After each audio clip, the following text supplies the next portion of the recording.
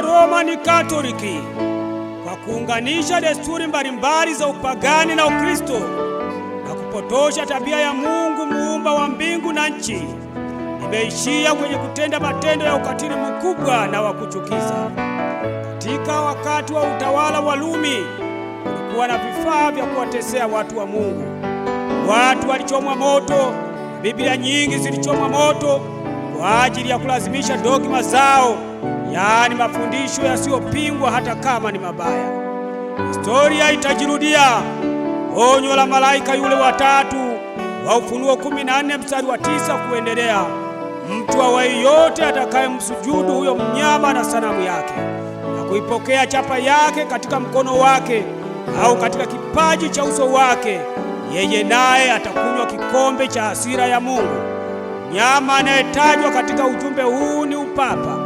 Chapa ya mnyama ni ibada ya Jumapili badala ya Sabato ya Biblia. Sanamu ya mnyama ni muungano wa dini na madhehebu, yaani WCC, ambao ni muungano wa Protestanti ulioasi.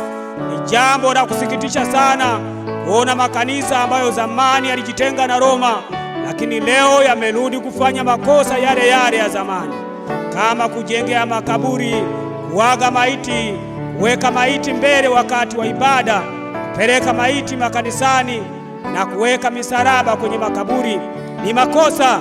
Hiyo ni ibada ya wafu. Ujumbe wa Ufunuo 18: tokeni kwake, enyi watu wangu, msishiriki dhambi zake wala msipokee mapigo yake. Ni ujumbe wa rehema kwa watu wa Mungu. Yesu anakuita mpendwa, utoke katika mifungamano hiyo, uachane na ibada za mitindo na dini za mazoea. Amina.